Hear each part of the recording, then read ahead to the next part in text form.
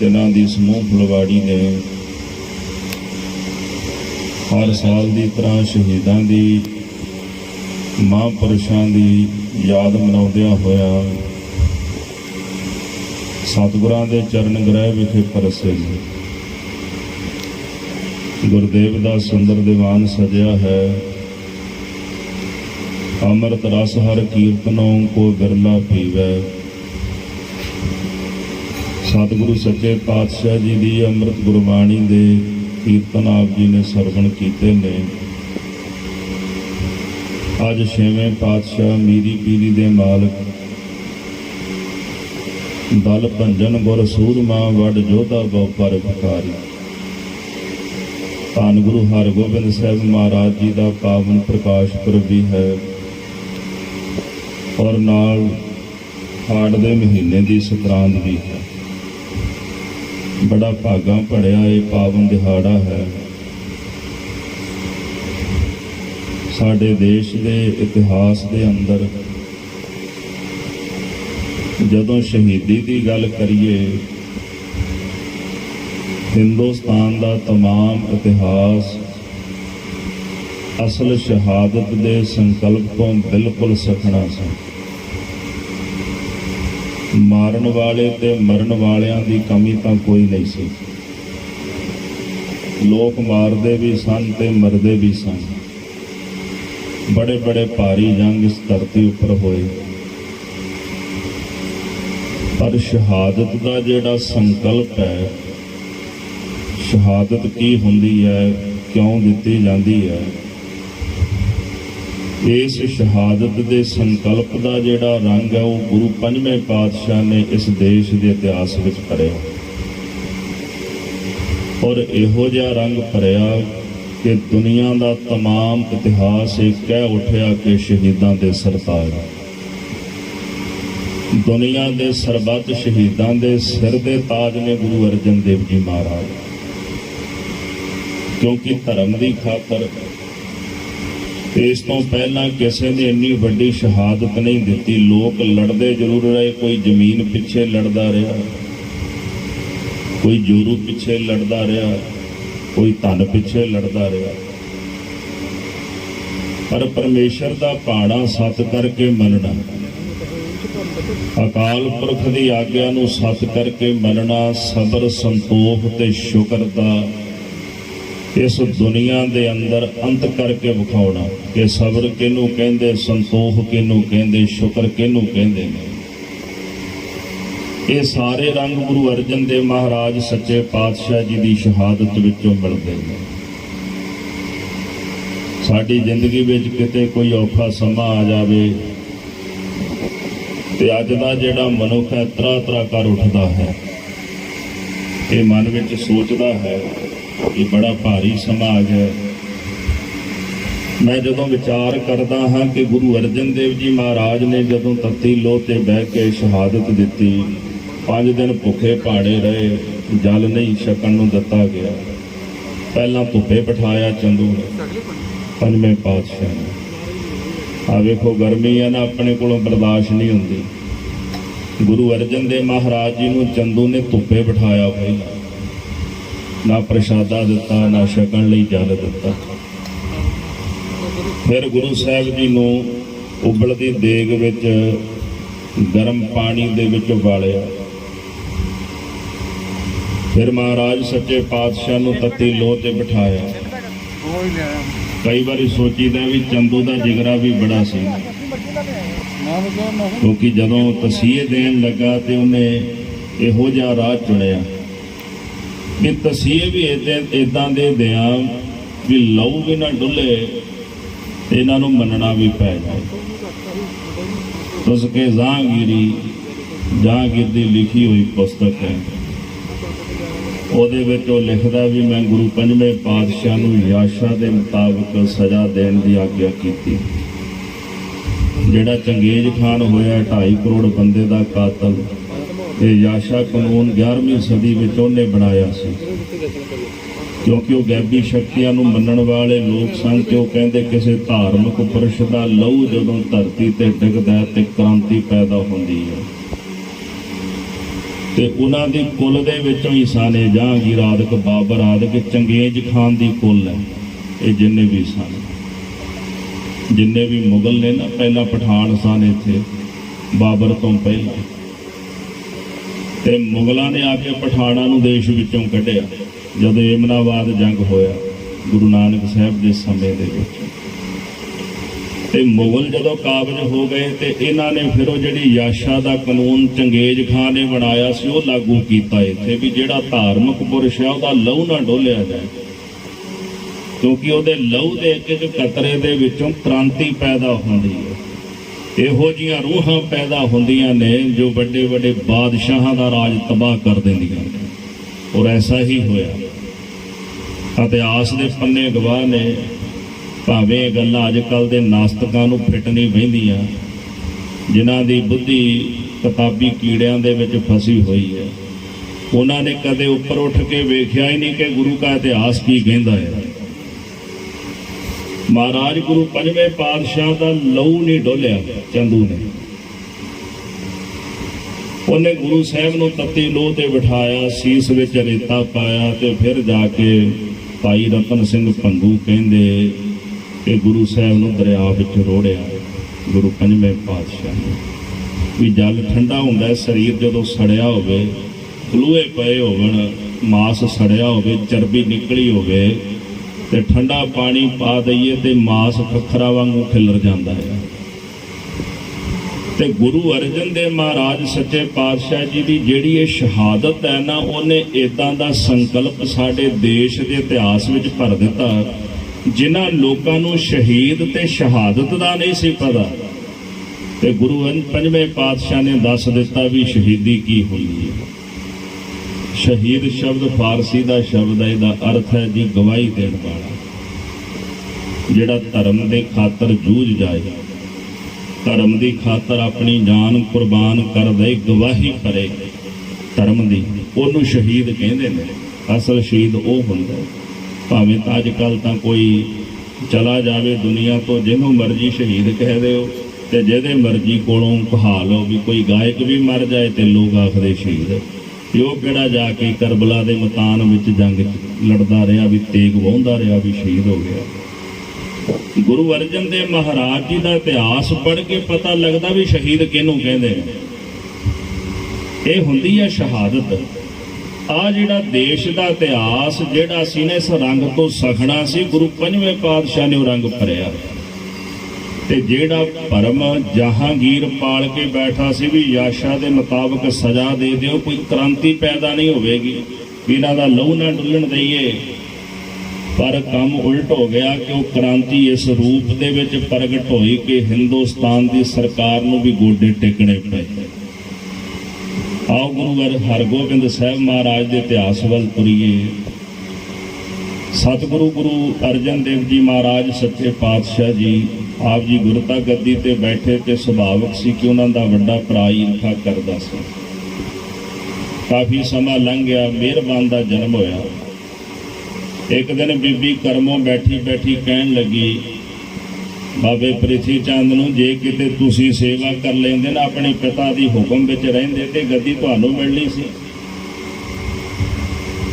ਤੇ ਪ੍ਰਿਥੀ ਚੰਦ ਕਹਿੰਦਾ ਵੀ ਚਿੰਤਾ ਕਿਉਂ ਕਰਦੀਆਂ, ਇਹਨਾਂ ਦੀ ਕੁੱਲ, ਇਹਨਾਂ ਦੀ ਜੜ ਸੁੱਕੀ ਰਹਿ ਜਾਣੀ ਹੈ। ਇਹਨਾਂ ਦੇ ਘਰ ਵਿੱਚ ਕਿਹੜਾ ਪੁੱਤਰ ਹੈ, ਇਹਨਾਂ ਦੀ ਜੜ ਸੁੱਕੀ ਰਹਿਣੀ ਹੈ। ਇਸ ਗੱਲ ਦਾ ਪਤਾ ਲੱਗਿਆ ਮਾਤਾ ਗੰਗਾ ਜੀ ਨੂੰ, ਤੇ ਮਾਤਾ ਜੀ ਨੇ ਸਤਿਗੁਰਾਂ ਦੇ ਚਰਨਾਂ 'ਚ ਅਰਦਾਸ ਕੀਤੀ, ਮਹਾਰਾਜ ਇਹ ਜਿਹੜੇ ਬਚਨ ਜਿਹੜੇ ਸ਼ਰੀਕਾਂ ਬੋਲੇ ਵੀ ਇਹਨਾਂ ਦੀ ਜੜ ਸੁੱਕੀ ਰਹਿ ਜਾਣੀ ਹੈ। ਤੇ ਇਹ ਬਚਨ ਸੁਣ ਕਰਕੇ ਗੁਰੂ ਪੰਜਵੇਂ ਪਾਤਸ਼ਾਹ ਜੀ ਕਹਿੰਦੇ, ਕੀ ਚਾਹੁੰਦੇ ਹੋ ਪਾਤਸ਼ਾਹ, ਕਿਰਪਾ ਕਰੋ ਸੁਪੁੱਤਰ ਦੀ ਦਾਤ ਬਖਸ਼ੋ, ਜਿੱਥੇ ਆਪ ਜੀ ਸਾਰਿਆਂ ਨੂੰ ਵਰ ਦਿੰਦੇ ਹੋ, ਤੇ ਰਹਿਮਤਾਂ ਕਰਕੇ ਇਹ ਵੀ ਦਾਤ, ਇਹ ਵਰ ਮੈਨੂੰ ਬਖਸ਼ੋ ਵੀ ਸਾਡੇ ਘਰ 'ਚ ਵੀ ਸੁਪੁੱਤਰ ਹੋਵੇ।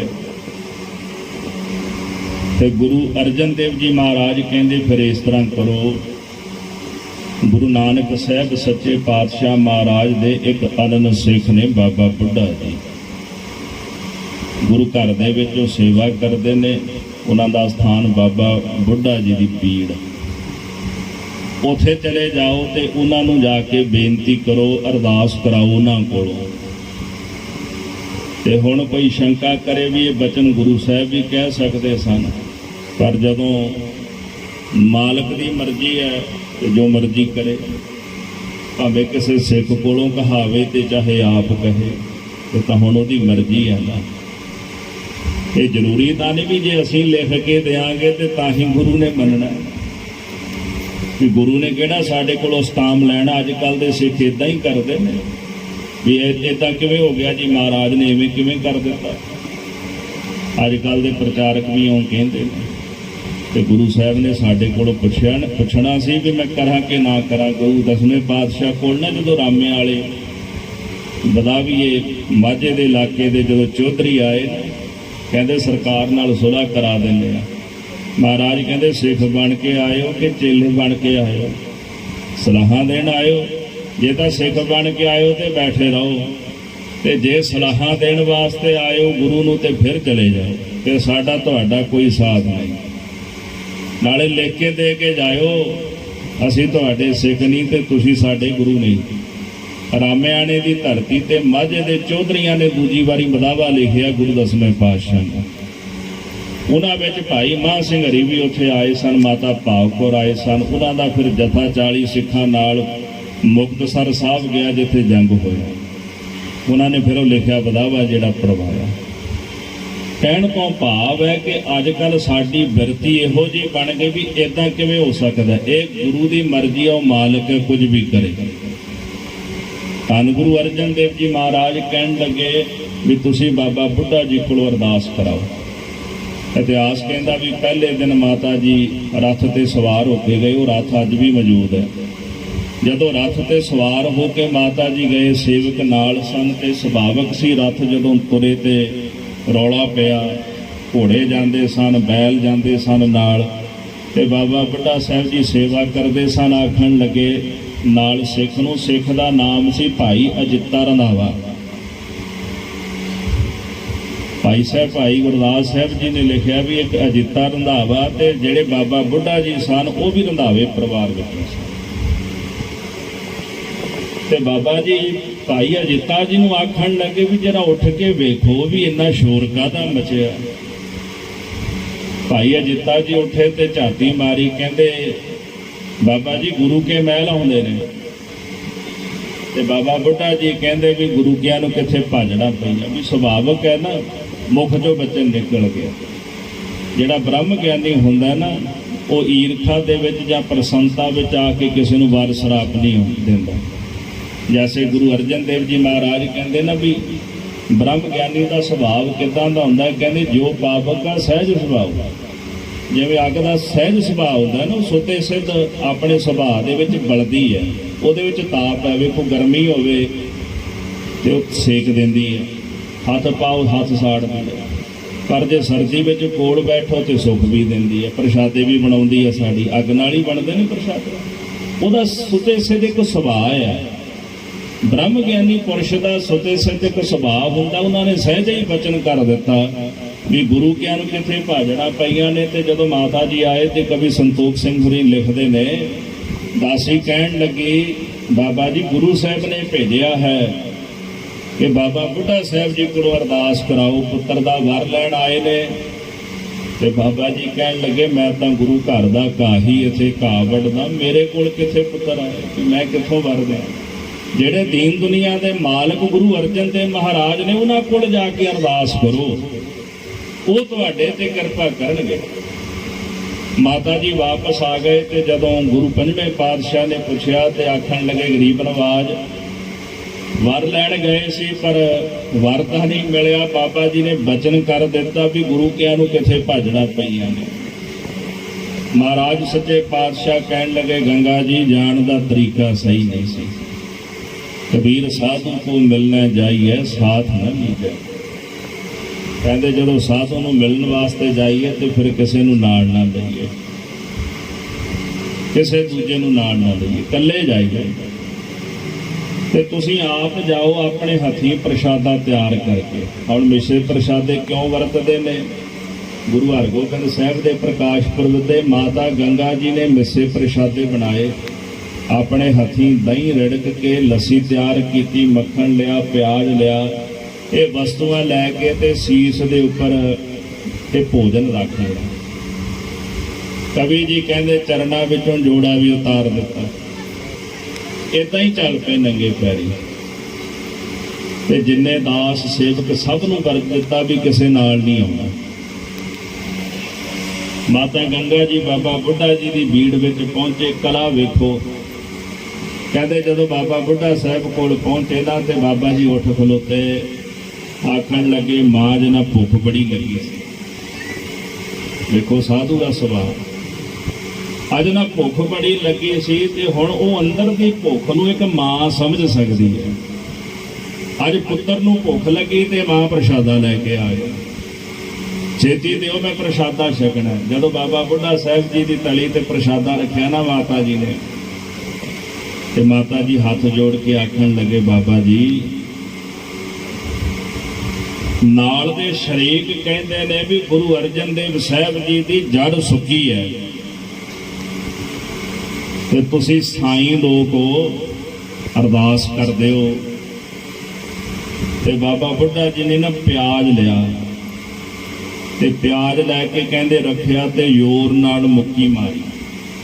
ਕਵੀ ਸੰਤੋਖ ਸਿੰਘ ਜੀ ਕਹਿੰਦੇ ਵੀ ਆਕਾਸ਼ ਵਿੱਚ ਕਾਲੀਆਂ ਘਟਾਂ ਚੜ੍ਹਾਈਆਂ, ਬਿਜਲੀ ਚਮਕਣ ਲੱਗ ਪਈ, ਹਵਾ ਚੱਲਣ ਲੱਗੀ ਤੇ ਬਾਬਾ ਬੁੱਢਾ ਜੀ ਨੇ ਜਦੋਂ ਮੁੱਕੀ ਮਾਰੀ ਨਾ ਪਿਆਜ਼ ਦੇ ਉੱਤੇ ਤੇ ਪਿਆਜ਼ ਟੁੱਟ ਗਿਆ, ਵਿੱਚ ਡੋਡੀ ਜੀ ਹੁੰਦੀ ਨਿਕਲ ਗਿਆ, ਉਹ ਦੂਰ ਪਈ ਤੇ ਕਹਿੰਦੇ ਮਾਈ ਤੁਮਰੇ ਗ੍ਰਹਿ ਪ੍ਰਗਟੇਗਾ ਯੋਧਾ, ਮਾਤਾ ਤੁਹਾਡੇ ਘਰ ਵਿੱਚ ਯੋਧਾ ਪ੍ਰਗਟ ਹੋਵੇਗਾ। ਤੇ ਭਾਈ ਸਾਹਿਬ ਭਾਈ ਗੁਰਦਾਸ ਸਾਹਿਬ ਜੀ ਕਹਿੰਦੇ ਪੰਜ ਪਿਆਲੇ ਪੰਜ ਪੀਰ, ਛਟਮ ਪੀਰ ਬੈਠਾ ਗੁਰ ਭਾਰੀ, ਅਰਜਨ ਕਾਇਆ ਪਲਟ ਕੇ ਮੂਰਤ ਹਰਗੋਬਿੰਦ ਸਵਾਰੀ। ਭਾਰੀ ਗੁਰੂ ਸ਼ਬਦ ਵਰਤਿਆ, ਮਾਈ ਤੁਮਰੇ ਗ੍ਰਹਿ ਪ੍ਰਗਟੇਗਾ ਯੋਧਾ, ਮਾਤਾ ਤੁਹਾਡੇ ਘਰ ਵਿੱਚ ਮਹਾਂਬਲੀ ਯੋਧਾ ਪ੍ਰਗਟ ਹੋਵੇਗਾ, ਜਿਹਦੇ ਸਮਾਨ ਦੂਸਰੇ ਦੁਨੀਆ ਦੇ ਵਿੱਚ ਹੋਰ ਕੋਈ ਦੂਸਰਾ ਬਲਵੀਰ ਬਲਵਾਨ ਨਹੀਂ ਹੋਵੇਗਾ। ਬਾਬਾ ਬੁੱਢਾ ਸਾਹਿਬ ਨੇ ਬਚਨ ਕੀਤੇ ਤੇ ਮਾਤਾ ਜੀ ਵਰ ਲੈ ਕੇ ਗ੍ਰਹਿ ਵਿਖੇ ਆਏ। ਸਾਧ ਸੰਗਤ ਜੀ ਸ੍ਰੀ ਅੰਮ੍ਰਿਤਸਰ ਸਾਹਿਬ ਜੀ ਦੀ ਪਵਿੱਤਰ ਧਰਤੀ ਤੇ ਮਹਾਰਾਜ ਰਹਿੰਦੇ ਸਨ ਤੇ ਬਾਬਾ ਪ੍ਰਿਥੀ ਚੰਦ ਸੁਲਹੀ ਖਾਨ ਨੂੰ ਚੜਾ ਕੇ ਲੈ ਕੇ ਆਇਆ। ਜਦੋਂ ਪਹਿਲੀ ਵਾਰੀ ਆਇਆ, ਸੁਲਹੀ ਖਾਨ 2 ਵਾਰੀ ਹੱਲਾ ਕਰਨ ਲਈ ਆਇਆ ਤੇ ਸਤਿਗੁਰੂ ਗੁਰੂ ਅਰਜਨ ਦੇਵ ਜੀ ਮਹਾਰਾਜ ਵਿਚਾਰ ਕਰਦੇ ਨੇ ਵੀ ਚਲੋ ਆਪਾਂ ਇੱਥੋਂ ਨਾ ਵਡਾਲੀ ਨਗਰ ਚਲੇ ਜਾਈਏ, ਬਾਬਾ ਬੁੱਢਾ ਜੀ ਦਾ ਵੀ ਬਚਨ ਸਫਲਾ ਹੋ ਜਾਏਗਾ। ਇੱਥੋਂ ਮਹਾਰਾਜ ਚੱਲ ਕੇ ਨਾ ਵਡਾਲੀ ਨਗਰ ਚਲੇ ਤੇ ਵਡਾਲੀ ਨਗਰ ਦੇ ਵਿੱਚ ਧੰਨ ਗੁਰੂ ਹਰਗੋਬਿੰਦ ਸਾਹਿਬ ਮਹਾਰਾਜ ਜੀ ਦਾ 1595 ਨੂੰ ਅੰਮ੍ਰਿਤ ਵੇਲੇ ਮਾਤਾ ਗੰਗਾ ਜੀ ਦੇ ਗ੍ਰਹਿ ਗੁਰੂ ਅਰਜਨ ਦੇਵ ਸਾਹਿਬ ਜੀ ਦੀ ਪਾਵਨ ਪਵਿੱਤਰ ਛਤਰ ਛਾਇਆ ਹੇਠ ਗੁਰੂ ਹਰਗੋਬਿੰਦ ਸਾਹਿਬ ਜੀ ਦਾ ਪ੍ਰਕਾਸ਼ ਹੋਇਆ। ਜਦੋਂ ਗੁਰੂ ਹਰਗੋਬਿੰਦ ਸਾਹਿਬ ਮਹਾਰਾਜ ਜੀ ਦਾ ਪ੍ਰਕਾਸ਼ ਹੋਇਆ ਤੇ ਬਾਬਾ ਬੁੱਢਾ ਜੀ ਨੂੰ ਪਤਾ ਲੱਗਿਆ ਤੇ ਆਪ ਚੱਲ ਕੇ ਦਰਸ਼ਨ ਕਰਨ ਆਏ। ਸਰੀਰ ਬੜਾ ਬਜ਼ੁਰਗ ਸੀ ਬਾਬਾ ਜੀ ਦਾ, 9 ਦਹਾਕਿਆਂ ਤੋਂ ਉੱਤੇ ਦੀ ਉਮਰ ਲੰਘ ਚੁੱਕੀ ਸੀ। ਆਪ ਚੱਲ ਕੇ ਆਏ ਤੇ ਗੁਰੂ ਹਰਗੋਬਿੰਦ ਸਾਹਿਬ ਮਹਾਰਾਜ ਨੂੰ ਆਪਣੀ ਗੋਦ ਵਿੱਚ ਲਿਆ। ਗੋਦ ਵਿੱਚ ਲੈ ਕੇ ਆਖਣ ਲੱਗੇ ਵੀ ਨਾਮ ਹੈ ਜੀ ਸ੍ਰੀ ਗੁਰੂ ਹਰਗੋਬਿੰਦ ਸਾਹਿਬ। ਇਤਿਹਾਸਕਾਰ ਲਿਖਦੇ ਵੀ ਇਹ ਨਾਮ ਬਾਬਾ ਬੁੱਢਾ ਸਾਹਿਬ ਜੀ ਨੇ ਰੱਖਿਆ ਆਪਣੀ ਰਸਨਾ ਤੋਂ। ਤੇ ਗੁਰੂ ਹਰਗੋਬਿੰਦ ਸਾਹਿਬ ਮਹਾਰਾਜ ਜੀ ਦੇ ਪਾਵਨ ਪ੍ਰਕਾਸ਼ ਦੀ ਖੁਸ਼ੀ ਵਿੱਚ ਇੱਕ ਖੂਹ ਲਵਾਇਆ ਗਿਆ। ਅੱਜ ਵੀ ਤੁਸੀਂ ਜਾਓ ਜੀ ਵਡਾਲੀ ਨਗਰ ਗੁਰਦੁਆਰਾ ਛਿਰਟਾ ਸਾਹਿਬ ਜਿਹਨੂੰ ਆਪਾਂ ਕਹਿੰਦੇ ਆ, ਇਹਦਾ ਮਤਲਬ ਹੈ 6 ਹਲਟਾਂ ਵਾਲਾ ਖੂਹ। ਹਲਟ ਚੱਲਦੇ ਸਨ ਨਾ ਪੁਰਾਣੇ ਸਮੇਂ ਵਿੱਚ, ਇਹ 6 ਹਲਟਾਂ ਵਾਲਾ ਖੂਹ ਮਹਾਰਾਜ ਸੱਚੇ ਪਾਤਸ਼ਾਹ ਨੇ ਉੱਥੇ ਲਵਾਇਆ ਮਾਤਾ ਗੰਗਾ ਜੀ ਦੇ ਨਾਂ ਤੇ ਗੁਰੂ ਹਰਗੋਬਿੰਦ ਸਾਹਿਬ ਜੀ ਦੇ ਪ੍ਰਕਾਸ਼ ਦੀ ਖੁਸ਼ੀ ਵਿੱਚ। ਇਹ ਜਿਹੜਾ ਪਾਵਨ ਸਥਾਨ ਅੱਜ ਵੀ ਮੌਜੂਦ ਹੈ। ਇੱਥੇ ਇੱਕ ਘਟਨਾ ਵਾਪਰੀ। ਬਾਬੇ ਪ੍ਰਿਥੀ ਚੰਦ ਨੂੰ ਜਦੋਂ ਪਤਾ ਲੱਗਿਆ, ਮਨ ਵਿੱਚ ਇਹ ਸੋਚਦਾ ਸੀ ਵੀ ਇਹਨਾਂ ਦੇ ਘਰ ਦੇ ਵਿੱਚ ਕਿਹੜਾ ਪੁੱਤਰ ਨੇ ਜਨਮ ਲੈਣਾ, ਗੱਦੀ ਸਾਡੇ ਪੁੱਤਰ ਮਿਹਰਬਾਨ ਕੋ ਆ ਜਾਣੀ ਹੈ। ਪਰ ਮਨ ਦਾ ਮਨਸੂਬਾ ਪੂਰਾ ਨਹੀਂ ਹੋਇਆ ਤੇ ਘਰ ਵਾਲੀ ਨੇ ਫਿਰ ਤਾਨਾ ਮਾਰਿਆ ਬੀਬੀ ਕਰਮੋ ਨੇ ਵੀ ਤੁਸੀਂ ਤਾਂ ਕਹਿੰਦੇ ਸੀ ਵੀ ਨਾ ਘਰ ਪੁੱਤਰ ਨਹੀਂ ਹੋਣਾ ਤੇ ਤੁਹਾਡਾ ਬਚਨ ਤਾਂ ਨਿਫਲ ਹੋ ਗਿਆ। ਤੇ ਜੇ ਕਿਤੇ ਆਪਣੇ ਪਿਤਾ ਗੁਰੂ ਰਾਮਦਾਸ ਸਾਹਿਬ ਦੀ ਸੇਵਾ ਕਰ ਲੈਂਦੇ ਨਾ ਤੇ ਅੱਜ ਆਹ ਦਿਨ ਨਾ ਵੇਖਣੇ ਪੈਂਦੇ। ਉਦੋਂ ਤਾਂ ਤੁਸੀਂ ਹੰਕਾਰ ਵਿੱਚ ਉਹਨਾਂ ਦੇ ਸਾਹਮਣੇ ਬੋਲਦੇ ਰਹੇ ਤੇ ਅੱਜ ਖਾਲੀ ਰਹਿ ਗਏ। ਆਖਦਾ ਫਿਰ ਕੀ ਹੋਇਆ ਜੇ ਮੇਰਾ ਬਚਨ ਨਿਫਲ ਹੋ ਗਿਆ।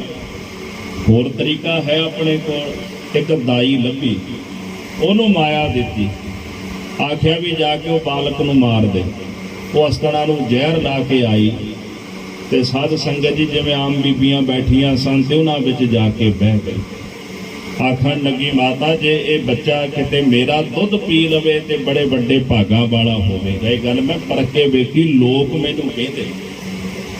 ਤੇ ਮਾਤਾ ਗੰਗਾ ਸਾਹਿਬ ਨੇ ਵਿਸ਼ਵਾਸ ਕੀਤਾ ਤੇ ਜਦੋਂ ਬਾਲਕ ਦਿੱਤਾ ਤੇ ਗੁਰੂ ਹਰਗੋਬਿੰਦ ਸਾਹਿਬ ਮਹਾਰਾਜ ਗਰੀਬ ਨਵਾਜ਼ ਦੁੱਧ ਨਹੀਂ ਸੀ ਪੀਤਾ ਪਾਤਸ਼ਾਹ ਨੇ। ਇੱਕ ਹੱਥ ਵਿੱਚ ਅਸਤਣ ਤੇ ਦੂਜੇ ਹੱਥ ਵਿੱਚ ਮਾਈ ਦੀ ਗੁੱਤ ਫੜ ਲਈ ਤੇ ਗੁਰੂ ਹਰਗੋਬਿੰਦ ਸਾਹਿਬ ਸੱਚੇ ਪਾਤਸ਼ਾਹ ਨੇ ਉਸ ਦਾਈ ਨੂੰ ਅਜਿਹੀ ਸਜ਼ਾ ਦਿੱਤੀ ਕਿ ਨਾਲ ਹੀ ਉਹਦੇ ਪ੍ਰਾਣ ਕੱਢ ਦਿੱਤੇ ਮਹਾਰਾਜ ਸੱਚੇ ਪਾਤਸ਼ਾਹ। ਦਾਈ ਦੀ ਮੌਤ ਹੋਈ ਉੱਥੇ। ਇਹਨੇ ਫਿਰ ਸਪੇਰਾ ਭੇਜਿਆ ਪੈਸੇ ਦੇ ਕੇ। ਮਹਾਰਾਜ ਤੋਂ ਰਿੜਦੇ ਸਨ ਛੇਵੇਂ ਪਾਤਸ਼ਾਹ, ਵਿਹੜੇ ਵਿੱਚ ਰਿੜਦੇ ਪਏ ਸਨ ਤੇ ਉਹਨੇ ਆ ਕੇ ਸੱਪ ਛੱਡ ਦਿੱਤਾ। ਤੇ ਜਦੋਂ ਸੱਪ ਮਹਾਰਾਜ ਦੇ ਨੇੜੇ ਆਇਆ ਤੇ ਗੁਰੂ ਹਰਗੋਬਿੰਦ ਸਾਹਿਬ ਨੇ ਨਾ ਸੱਪ ਫੜ ਲਿਆ ਹੱਥ ਦੇ ਵਿੱਚ ਤੇ ਸੱਪ ਫੜ ਕੇ ਮਹਾਰਾਜ ਨੇ ਪਟਕਾਰ ਕੇ ਕਦੇ ਸੱਜੇ ਕਦੇ ਖੱਬੇ ਤੇ ਉਹ ਸੱਪ ਹੀ ਮਾਰ ਦਿੱਤਾ। ਤੇ ਜਦੋਂ ਮਾਤਾ ਗੰਗਾ ਜੀ ਨੂੰ ਪਤਾ ਲੱਗਿਆ, ਮਾਤਾ ਜੀ ਦੌੜੇ ਆਏ ਤੇ ਜਦੋਂ ਗੁਰੂ ਹਰਗੋਬਿੰਦ ਸਾਹਿਬ ਮਹਾਰਾਜ ਨੂੰ ਫੜਿਆ ਤੇ ਉਨੀ ਦੇਰ ਤੱਕ ਸੱਪ ਮਹਾਰਾਜ ਨੇ ਮੁਕਾਈ ਦਿੱਤਾ ਸੀ, ਉਹ ਮਾਰ ਦਿੱਤਾ। ਫਿਰ ਮਹਾਰਾਜ ਸੱਚੇ ਪਾਤਸ਼ਾਹ ਗੁਰੂ ਅਰਜਨ ਦੇਵ ਜੀ ਨੇ ਵਿਚਾਰ ਕੀਤੀ, ਜਦੋਂ ਮਾਤਾ ਜੀ ਕਹਿੰਦੇ ਪਾਤਸ਼ਾਹ ਇੱਥੇ ਤਾਂ ਰੋਜ਼ ਕੋਈ ਨਾ ਕੋਈ ਉਪਦਰਵ ਖੜਿਆ ਹੋਇਆ ਰਹਿੰਦਾ। ਫਿਰ ਮਹਾਰਾਜ ਵਡਾਲੀ ਨਗਰ ਤੋਂ ਚੱਲ ਕੇ ਵਾਪਸ ਅੰਮ੍ਰਿਤਸਰ ਸਾਹਿਬ ਆਏ ਤੇ ਅੰਮ੍ਰਿਤਸਰ ਸਾਹਿਬ ਫਿਰ ਇੱਕ ਘਟਨਾ ਵਾਪਰੀ। ਗੁਰੂ ਸਾਹਿਬ ਜੀ ਗੁਰੂ ਹਰਗੋਬਿੰਦ ਸਾਹਿਬ ਜੀ ਨੂੰ ਇੱਕ ਖਿਡਾਵਾ ਖਿਡਾਉਂਦਾ ਹੁੰਦਾ ਸੀ। ਪ੍ਰਿਥੀ ਚੰਦ ਨੇ ਉਹਨੂੰ ਵੀ ਲਾਲਚ ਦਿੱਤਾ ਤੇ ਸਿੱਖ ਨੇ ਆ ਕੇ ਆਖਿਆ, ਮਹਾਰਾਜ ਜੀ ਖਿਡਾਵਾ ਸਾਹਿਬਜ਼ਾਦੇ ਨੂੰ ਨਹੀਂ ਛਕਾਉਂਦਾ, ਛਕਦੇ ਨਹੀਂ। ਗੁਰਦੇਵ ਜੀ ਕਹਿੰਦੇ ਸਾਡੇ ਕੋਲ ਲਿਆਓ, ਅਸੀਂ ਛਕਾਉਨੇ ਆ। ਹੁਣ ਅੰਤਰਜਾਮੀ ਵਾਲਾ ਭੋਲਾ, ਅੰਤਰਜਾਮੀ ਸਨ ਨਾ ਭਾਈ ਗੁਰਦਾਸ ਜੀ ਕਹਿੰਦੇ। ਭੋਲਾ ਸੁਭਾਅ, ਸਿੱਧਾ। ਭੋਲਾ ਕਿਹਨੂੰ ਕਹਿੰਦੇ? ਜਿਹਦੇ ਅੰਦਰ ਵਾਲ ਛਲ ਨਾ ਹੋਵੇ, ਉਹ ਭੋਲਾ ਹੁੰਦਾ। ਆਪਾਂ ਆਮ ਤੌਰ ਤੇ ਕਹਿੰਦੇ ਜਿਹੜਾ ਸਿੱਧਾ ਸਾਦਾ ਹੋਵੇ ਨਾ ਉਹਨੂੰ ਭੋਲਾ ਕਹਿ ਦਿੰਦੇ ਆ। ਦਿਮਾਗੀ ਤਵੱਜੋ ਜਿਹਦਾ ਠੀਕ ਨਾ ਹੋਵੇ ਉਹਨੂੰ ਭੋਲਾ ਨਹੀਂ ਕਹਿੰਦੇ। ਭੋਲਾ ਉਹ ਹੁੰਦਾ ਜਿਹਦੇ ਅੰਦਰ ਛਲ ਕਪਟ ਨਾ ਹੋਵੇ। ਭਾਈ ਗੁਰਦਾਸ ਜੀ ਕਹਿੰਦੇ ਅੰਤਰਜਾਮੀ ਬਾਲਾ ਭੋਲਾ। ਅੰਤਰਜਾਮੀ ਸਨ, ਭੋਲੇ ਸੁਭਾਅ ਵਾਲੇ, ਸਿੱਧੇ ਸਾਦੇ, ਐਸਾ ਸੁਭਾਅ ਜਿਨ੍ਹਾਂ ਅੰਦਰ ਕੋਈ ਛਲ ਕੋਈ ਕਪਟ ਨਹੀਂ, ਨਿਰਛਲ ਗੁਰੂ ਹਰਗੋਬਿੰਦ ਸਾਹਿਬ ਜੀ ਮਹਾਰਾਜ। ਤੇ ਜਦੋਂ ਗੁਰੂ ਸਾਹਿਬ ਨੇ ਗੋਦ ਵਿੱਚ ਲਿਆ ਨਾ ਗੁਰੂ ਪੰਜਵੇਂ ਪਾਤਸ਼ਾਹ ਨੇ, ਤੇ ਉਹ ਬ੍ਰਾਹਮਣ ਬੜਾ ਖੁਸ਼ ਹੋਇਆ ਵੀ ਚਲੋ ਜਿਹੜਾ ਕੰਮ ਮੇਰੇ ਹੱਥੋਂ ਹੋਣਾ ਸੀ ਹੁਣ ਇਹਨਾਂ ਦੇ ਹੱਥੋਂ ਹੋ ਜਾਏਗਾ ਤੇ ਕੱਲ ਨੂੰ ਕੋਈ ਇਹ ਨਹੀਂ ਕਹੇਗਾ ਵੀ ਇਹਨੇ ਨਹੀਂ ਖਵਾਈ ਸੀ। ਤੇ ਜਦੋਂ ਕਹਿੰਦੇ ਪੰਜਵੇਂ ਪਾਤਸ਼ਾਹ ਨੇ ਕੌਲਮ ਮੁਖ ਦੇ ਕੋਲ ਕੀਤਾ ਤੇ ਮਹਾਰਾਜ ਨੇ ਫਿਰ ਮੁਖ ਮੋੜ ਲਿਆ ਤੇ ਰੋਣ ਲੱਗ ਪਏ। ਕਵੀ ਜੀ ਕਹਿੰਦੇ ਅੱਖਾਂ ਦੇ ਵਿੱਚੋਂ ਮੋਤੀਆਂ ਵਰਗੇ ਹੰਝੂ ਨਿਕਲਣ ਲੱਗੇ, ਜਿਵੇਂ ਗੁਰੂ ਸਾਹਿਬ ਨੂੰ ਦੱਸਦੇ ਹੋ ਬੜੇ ਵੀ ਮਹਾਰਾਜ ਇਹਦੇ ਵਿੱਚ ਜ਼ਹਿਰ ਹੈ। ਤੇ ਗੁਰੂ ਪੰਜਵੇਂ ਪਾਤਸ਼ਾਹ ਜੀ ਸਮਝ ਗਏ ਵੀ ਇਹ ਦਹੀਂ ਕਿਉਂ ਨਹੀਂ ਛਕਦੇ। ਮਹਾਰਾਜ ਨੇ ਨਾ ਉਹ ਦਹੀਂ ਹੇਠਾਂ ਰੱਖੀ। ਇਤਿਹਾਸਕਾਰ ਕਹਿੰਦੇ ਵੀ ਉੱਥੇ ਗੁਰੂ ਸਾਹਿਬ ਜਿੱਥੇ ਬਹਿੰਦੇ ਸਨ ਨਾ ਪਲੰਘ ਹੇਠਾਂ ਇੱਕ ਛੋਟਾ ਜਿਹਾ ਕੁੱਤਾ ਕਹਿੰਦੇ ਬੈਠਾ ਹੁੰਦਾ ਸੀ। ਜਦੋਂ ਮਹਾਰਾਜ ਨੇ ਕਿਤੇ ਜਾਣਾ ਉਹ ਨਾਲ ਨਾਲ ਜਾਂਦਾ ਚਰਨਾਂ ਦੇ, ਤੇ ਜਿੱਥੇ ਜੋੜਾ ਲਾਣਾ ਜੋੜੇ ਵਿੱਚ ਬਹਿ ਜਾਣਾ। ਜੇ ਮਹਾਰਾਜ ਪਲੰਘ ਤੇ ਬਹਿੰਦੇ ਤੇ ਪਲੰਘ ਹੇਠਾਂ ਬਹਿ ਜਾਣਾ ਉਹਨੇ। ਤੇ ਸਤਿਗੁਰਾਂ ਨੇ ਜਦੋਂ ਦਹੀਂ ਰੱਖੀ ਤੇ ਉਹਨੇ ਦਹੀਂ ਖਾ ਲਈ ਤੇ ਵੇਖਦਿਆਂ ਹੀ ਉਹ ਪ੍ਰਾਣ ਛੱਡ ਗਿਆ, ਕਿਉਂਕਿ ਦਹੀਂ ਵਿੱਚ ਜ਼ਹਿਰ ਸੀ। ਤੇ ਧੰਨ ਗੁਰੂ ਅਰਜਨ ਦੇਵ ਸਾਹਿਬ ਮਹਾਰਾਜ ਕਹਿੰਦੇ ਦੁਸ਼ਟਾ, ਗੁਰੂ ਘਰ ਦੇ ਵਿੱਚ ਰਹਿ ਕੇ ਇੱਥੋਂ ਹੀ ਖਾ ਕੇ ਇੱਥੇ ਹੀ ਮਹਾਰਾਜ ਕਹਿੰਦੇ ਨਮਕ ਹਰਾਮੀ ਕਰਦਾ, ਚੰਦ ਪੈਸਿਆਂ ਦੇ ਲਾਲਚ ਵਿੱਚ ਏਡਾ ਵੱਡਾ ਅਪਰਾਧ ਕਰਨ ਲੱਗਾ। ਉਹਦੇ ਪੇਟ ਵਿੱਚ ਸੂਲ ਪਿਆ। ਮਹਾਰਾਜ ਬਾਣੀ ਵਿੱਚ ਇੱਕ ਸ਼ਬਦ ਉਚਾਰਦੇ ਨੇ, ਲੇਪ ਨਾ ਲਾਗੋ ਤਿਲਕਾ ਮੂਲ, ਦੁਸ਼ਟ ਬ੍ਰਾਹਮਣ ਮੂਆ ਹੋਏ ਕੈ ਸੂਲ। ਉਹ ਜਿਹੜਾ ਬ੍ਰਾਹਮਣ ਸੀ ਉਹਦੇ ਪੇਟ ਵਿੱਚ ਸੂਲ ਉੱਠਿਆ ਤੇ ਉੱਥੇ ਹੀ ਉਹਦੀ ਮੌਤ ਹੋ ਗਈ, ਉਹ ਵੀ ਸਰੀਰ ਛੱਡ ਗਿਆ। ਪਰ ਜਾਂਦੀ ਵਾਰੀ ਆਪਣੇ ਪ੍ਰਿਥੀ ਚੰਦ ਦਾ ਜਿਹੜਾ ਕੀਤਾ ਪਾਪ ਸੀ ਉਹ ਪਾਪ ਜ਼ਾਹਰ ਕਰਕੇ ਗਿਆ। ਮਹਾਰਾਜ ਇਹ ਕੋ ਕਰਮ ਕਰਨ ਵਾਸਤੇ ਤੁਹਾਡੇ ਭਰਾ ਨੇ ਮੈਨੂੰ ਆਖਿਆ। ਉਸ ਦਿਨ ਤੋਂ ਬਾਅਦ ਗੁਰੂ ਅਰਜਨ ਦੇਵ ਮਹਾਰਾਜ ਨੇ ਤੇ ਮਾਤਾ ਗੰਗਾ ਜੀ ਨੇ ਆਪਣੀ ਦੇਖ ਰੇਖ ਹੇਠਾਂ ਸਾਹਿਬਜ਼ਾਦੇ ਦੀ ਪ੍ਰਤਪਾਲਣਾ ਕੀਤੀ। ਮਹਾਰਾਜ ਜਦੋਂ ਕੁਝ ਵੱਡੇ ਹੋਏ, ਇਤਿਹਾਸਕਾਰਾਂ ਨੇ ਇੱਕ ਬਚਨ ਲਿਖਿਆ ਹੈ ਕਿ ਬਾਬਾ ਬੁੱਢਾ ਜੀ ਨੂੰ ਸੱਦਿਆ ਹੁਕਮ ਹੋਇਆ ਬਾਬਾ ਜੀ ਇਹਨਾਂ ਨੂੰ ਵਿਦਿਆ ਸਿਖਾਓ। ਬਾਬਾ ਜੀ ਕਹਿਣ ਲੱਗੇ ਗੁਰਦੇਵ ਮੈਂ ਪੜ੍ਹਿਆ ਨਹੀਂ, ਕੁਝ ਸਿੱਖਿਆ ਨਹੀਂ, ਕੋਈ ਹੁਨਰ ਨਹੀਂ ਜਾਣਦਾ, ਤੇ ਮੇਰੇ ਕੋਲ ਵਿਦਿਆ ਕਿੱਥੇ। ਸਤਿਗੁਰੂ ਕਹਿਣ ਲੱਗੇ ਬਾਬਾ ਜੀ ਇਸ ਦੁਨੀਆ ਦੇ ਵਿੱਚ ਉਹ ਵਿਦਿਆ ਹੀ ਹੈ ਨਹੀਂ ਜਿਹੜੀ ਤੁਹਾਨੂੰ ਨਹੀਂ ਆਉਂਦੀ। ਇਸ ਸੰਸਾਰ ਵਿੱਚ 72 ਪ੍ਰਕਾਰ ਦੀ ਵਿਦਿਆ ਮੰਨੀ ਜਾਂਦੀ ਹੈ ਦੁਨੀਆ ਦੇ ਇਤਿਹਾਸ ਵਿੱਚ। ਜਿਹੜੀ ਵਿਦਿਆ ਤੁਹਾਨੂੰ ਨਹੀਂ ਆਉਂਦੀ ਉਹ ਦੁਨੀਆ ਵਿੱਚ ਵਿਦਿਆ ਹੀ ਨਹੀਂ ਬਣੀ। ਕਹਿੰਦੇ ਸਤ ਬਚਨ ਮਹਾਰਾਜ ਬਾਬਾ ਬੁੱਢਾ ਜੀ ਨੇ ਘੋੜਸਵਾਰੀ, ਗੁਰਮੁਖੀ ਪੜ੍ਹਾਈ, ਹਰ ਤਰ੍ਹਾਂ ਦੀ ਭਾਸ਼ਾ ਦਾ ਗਿਆਨ ਕਰਾਇਆ, ਸ਼ਸਤਰ ਵਿਦਿਆ। ਦਾਸ ਕਈ ਵਾਰੀ ਅਰਜ਼ ਕਰਦਾ ਹੁੰਦਾ ਵੀ ਸ਼ਸਤਰ ਵਿਦਿਆ ਅਸਲ ਵਿੱਚ ਕਿੱਥੋਂ ਆਈ। ਇਹ ਸਾਰੀ ਦਾਤ ਬਾਬਾ ਬੁੱਢਾ ਸਾਹਿਬ ਨੇ ਪੰਥ ਦੇ ਵਿੱਚ ਪੈਦਾ ਕੀਤੀ, ਸ਼ਸਤਰ ਵਿਦਿਆ ਦੀ। ਹਾਲਾਂਕਿ ਸ਼ਸਤਰ ਵਿਦਿਆ ਦੀ ਖੇਡ ਗੁਰੂ ਨਾਨਕ ਸਾਹਿਬ ਲੈ ਕੇ ਆਏ। ਜਦੋਂ ਭਾਈ ਗੁਰਦਾਸ ਸਾਹਿਬ ਜੀ ਲਿਖਦੇ ਨੇ ਨਾ ਕਿ ਗੁਰੂ ਨਾਨਕ ਸਾਹਿਬ ਜਦੋਂ ਗਏ ਇੱਧਰ ਮੱਕੇ ਵੱਲ, ਸੋਟਾ ਹੱਥ ਕਿਤਾਬ ਕੱਛ, ਹੱਥ ਵਿੱਚ ਸੋਟਾ ਸੀ, ਇੱਕ ਨਾ ਤੇਗ ਹੈ ਗੁਰੂ ਨਾਨਕ ਸਾਹਿਬ ਦੀ। ਕਦੇ ਤੁਸੀਂ ਇਤਿਹਾਸ ਪਤਾ ਨਹੀਂ ਸੁਣਿਆ ਹੋਵੇਗਾ ਕਿ ਨਹੀਂ, ਕਈਆਂ ਨੂੰ ਜਾਣਕਾਰੀ ਹੋਵੇਗੀ। ਇੱਕ ਕੜਾ, ਇੱਕ ਤੇਗ ਗੁਰੂ ਨਾਨਕ ਸਾਹਿਬ ਜੀ ਦੀ ਅੱਜ ਵੀ ਮੌਜੂਦ ਹੈ। ਹੁਣ ਕੋਈ ਸਿੱਖ ਆਖੇ ਵੀ ਗੁਰੂ ਨਾਨਕ ਸਾਹਿਬ ਵੀ ਤੇਗ ਪਹਿਨਦੇ ਸਨ। ਹਾਂ, ਜਦੋਂ ਉੜੀਸਾ ਗਏ ਨਾ ਗੁਰੂ ਨਾਨਕ ਸਾਹਿਬ ਜੀ, ਉੜੀਸੇ ਦੇ ਰਾਜੇ ਨੇ ਭੇਟ ਕੀਤੀ ਤੇਗ ਮਹਾਰਾਜ ਨੂੰ। ਉਹ ਤੇਗ ਅੱਜ ਵੀ ਸੁਸ਼ੋਭਤ ਹੈ ਗੁਰੂ ਨਾਨਕ ਸਾਹਿਬ ਸੱਚੇ ਪਾਤਸ਼ਾਹ ਜੀ ਦੀ। ਇਹ ਸ਼ਸਤਰ ਲੈ ਕੇ ਗੁਰੂ ਨਾਨਕ ਸਾਹਿਬ ਜੀ ਸਮਾਤ ਲੋਕ ਦੀ ਧਰਤੀ ਦੇ ਉੱਪਰ ਆਏ। ਪਰ ਉਹ ਸ਼ਸਤਰ ਜਿਹੜੀ ਵਿਦਿਆ ਸੀ, ਹਥਿਆਰ ਚਲਾਉਣ ਦੀ ਵਿਦਿਆ, ਉਹ ਵਿਦਿਆ ਨੂੰ ਜ਼ਾਹਰ ਕੀਤਾ ਬਾਬਾ ਬੁੱਢਾ ਜੀ ਦੁਆਰਾ। 72 ਪ੍ਰਕਾਰ ਦੀ ਜਿਹੜੀ ਵਿਦਿਆ ਹੈ ਉਹ ਵਿਦਿਆ ਬਾਬਾ ਬੁੱਢਾ ਜੀ ਨੇ ਸਿਖਾਈ, ਮਹਾਰਾਜ ਛੇਵੇਂ ਪਾਤਸ਼ਾਹ ਗੁਰੂ ਹਰਗੋਬਿੰਦ ਸਾਹਿਬ ਨੇ। ਤੇ ਉਹ ਜਿਹੜੀ ਵਿਦਿਆ ਫਿਰ ਗੁਰੂ ਹਰਗੋਬਿੰਦ ਸਾਹਿਬ ਨੇ ਸਿੱਖਾਂ 'ਚ ਵੰਡੀ। 11 ਸਾਲ ਦੀ ਉਮਰ ਦੇ ਵਿੱਚ ਛੇਵੇਂ ਪਾਤਸ਼ਾਹ ਤਖਤ ਤੇ ਬੈਠੇ। 1606 ਨੂੰ ਮਹਾਰਾਜ ਜਦੋਂ ਤਖਤ ਤੇ ਬੈਠੇ, ਪੰਜਵੇਂ ਪਾਤਸ਼ਾਹ ਜੀ ਦੀ ਸ਼ਹਾਦਤ ਤੋਂ ਬਾਅਦ, ਤੇ ਇਤਿਹਾਸਕਾਰ ਲਿਖਦੇ ਨੇ ਵੀ ਕਹਿੰਦੇ ਜਿੰਨੀ ਉਮਰ ਵੱਧਦੀ ਸੀ ਨਾ, ਜਿਵੇਂ ਸਾਲ ਲੰਘ ਜਾਂਦਾ ਸੀ ਤੇ ਸਾਲ ਬਾਅਦ ਕਮਾਨ ਦਾ ਜਿਹੜਾ ਵਜ਼ਨ ਸੀ ਵਧਾ ਦਿੰਦੇ ਸਨ। ਜਿਉਂ-ਜਿਉਂ ਸਮਾਂ ਨਿਕਲਦਾ ਗਿਆ, ਸਰੀਰ ਵੱਧਦਾ ਗਿਆ, ਉਮਰ ਵੱਧਦੀ ਗਈ, ਕਮਾਨ ਦਾ ਵਜ਼ਨ ਵੀ ਵੱਧਦਾ ਗਿਆ। ਗੁਰੂ ਛੇਵੇਂ ਪਾਤਸ਼ਾਹ ਦਾ ਹਰ ਸਾਲ ਉਹਦਾ ਵਜ਼ਨ ਵੱਧ ਜਾਂਦਾ ਸੀਗਾ। ਤੇ ਕਵੀ ਜੀ ਨੇ ਇੱਕ ਸ਼ਬਦ ਇੱਕ ਜਗ੍ਹਾ ਤੇ ਇਤਿਹਾਸ ਵਿੱਚ ਲਿਖਿਆ ਵੀ ਆਮ ਆਪਾਂ 9 ਟੰਕੀ ਕਮਾਨ ਦਾ ਜ਼ਿਕਰ ਕਰਦੇ ਹਾਂ, ਕਰੀਬਨ 200 ਸਵਾ 200 ਕਿਲੋ ਵਜ਼ਨ ਉਹਦੇ ਤੇ ਪੈਂਦਾ ਚਿੱਲੇ ਉੱਤੇ। ਕਮਾਨ ਤਾਂ ਹੌਲੀ ਹੁੰਦੀ, ਕਰੜੀ ਹੁੰਦੀ ਹੈ ਤੇ ਚੌੜੀ ਹੁੰਦੀ ਹੈ, ਪਰ ਉਹ ਲਿਖਦੀ ਕਦੋਂ ਹੈ? ਜਦੋਂ ਉਹਦੇ ਚਿੱਲੇ ਦੇ ਉੱਤੇ ਵਜ਼ਨ ਪਾ ਕੇ ਖਿੱਚਿਆ ਜਾਏ। ਸਵਾ 200 ਕਿਲੋ ਵਜ਼ਨ ਬਣਦਾ 9 ਟੰਕ ਦਾ ਕਰੀਬਨ। ਫਿਰ ਉਹ ਕਿਤੇ ਚਿੱਲਾ ਜਿਹੜਾ ਝੁਕਦਾ ਆ, ਫਿਰ ਉਹਦੇ ਵਿੱਚੋਂ ਤੀਰ ਨਿਕਲਦਾ, ਫਿਰ ਉਹਦੀ ਮਾਰ ਫਿਰ ਇੱਦਾਂ ਦੀ ਹੁੰਦੀ ਹੈ ਕਿ ਕਈਆਂ ਵਿੱਚੋਂ ਇੱਕ ਇੱਕ ਤੀਰ ਪਾਰ ਨਿਕਲ ਜਾਂਦਾ ਹੈ। ਤੇ ਕਵੀ ਜੀ ਇੱਕ ਥਾਈਂ ਲਿਖਦੇ ਗੁਰਪ੍ਰਤਾਪ ਦੇ ਅੰਦਰ ਕਿ ਮਹਾਰਾਜ ਦੀ ਕਮਾਨ ਵਿੱਚ ਅਣਗਿਣਤੀ ਟੰਕ ਸਨ, ਵੀ ਜਿਹਦੀ ਗਿਣਤੀ ਨਹੀਂ ਸੀ ਕੀਤੀ ਜਾਂਦੀ, ਵੀ ਉਹ ਕਮਾਨ ਕੋਈ ਚਲਾ ਨਹੀਂ ਸੀ ਸਕਦਾ। ਗੁਰੂ ਛੇਵੇਂ ਪਾਤਸ਼ਾਹ ਦੀ ਇੱਦਾਂ ਦੀ ਕਮਾਨ ਮਹਾਰਾਜ ਨੇ ਬਣਾਈ। ਤੀਰ ਆਪ ਕਢਾਏ ਕੋਲ ਬਹਿ ਕੇ। ਜਦੋਂ ਅੰਮ੍ਰਿਤਸਰ ਸਾਹਿਬ ਦਾ ਜੰਗ ਹੋਣਾ ਸੀ ਨਾ, ਉਸ ਤੋਂ ਪਹਿਲਾਂ ਮਹਾਰਾਜ ਨੇ ਤਖਤ ਤੇ ਬਹਿੰਦਿਆਂ ਸਿਰਜਣਾ ਕੀਤੀ ਸ੍ਰੀ ਅਕਾਲ ਤਖਤ ਸਾਹਿਬ ਦੀ। ਆਪਣੇ ਕਰ ਕਬਲਾਂ ਨਾਲ ਇੱਟਾਂ ਲਾਈਆਂ ਤੇ ਇੱਟਾਂ ਲਾ ਕੇ ਕਹਿੰਦੇ ਬੁੱਢਾ ਗੁਰਦਾਸ ਬਣਾਇਓ ਔਰ ਕਿਸੂ ਨੇ ਹੱਥ ਨਾ ਲਾਇਓ। ਅਕਾਲ ਤਖਤ ਸਾਹਿਬ ਕਿਹਨੇ ਸਿਰਜਿਆ? ਇੱਕ ਬਾਬਾ ਬੁੱਢਾ ਜੀ ਤੇ ਦੂਜੇ ਭਾਈ ਗੁਰਦਾਸ ਜੀ। ਪਹਿਲਾਂ ਥੜਾ ਬਣਾਇਆ ਗਿਆ ਸੀਗਾ। ਉਸ ਥੜੇ ਤੇ ਪਾਤਸ਼ਾਹ ਬਿਰਾਜਮਾਨ ਹੋਏ ਤੇ ਹੁਕਮ ਕੀਤਾ ਵੀ ਜਿਹੜਾ ਸਿੱਖ ਸ਼ਸਤਰ ਲੈ ਕੇ ਆਵੇਗਾ ਸਾਡੇ ਕੋਲ, ਸਾਡੀ ਉਹਦੇ ਉੱਪਰ ਸਭ ਤੋਂ ਜ਼ਿਆਦਾ ਖੁਸ਼ੀ ਹੋਵੇਗੀ। ਘੋੜਾ ਲੈ ਕੇ ਆਓ, ਚੰਗਾ ਸ਼ਸਤਰ ਲੈ ਕੇ ਆਓ, ਚੰਗੀ ਬੰਦੂਕ ਲੈ ਕੇ ਆਓ, ਚੰਗੇ ਹਥਿਆਰ ਲੈ ਕੇ ਆਓ, ਮੈਂ ਖੁਸ਼ ਹੋਵਾਂਗਾ ਤੁਹਾਡੇ ਉੱਪਰ।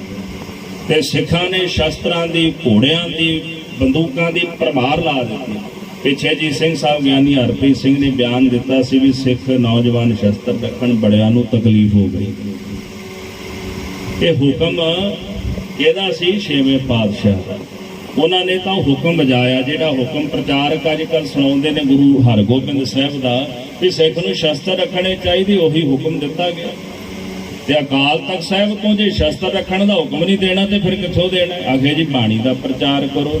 ਭਲੇ ਉਹ ਬਾਣੀ ਦਾ ਪ੍ਰਚਾਰ ਤਾਂ ਨੇਤੀ ਹੁੰਦਾ, ਉਹ ਸੁਣ ਲਿਆ ਕਰੋ, ਉਹਦਾ ਤੁਸੀਂ ਸੁਣਿਆ ਨਹੀਂ।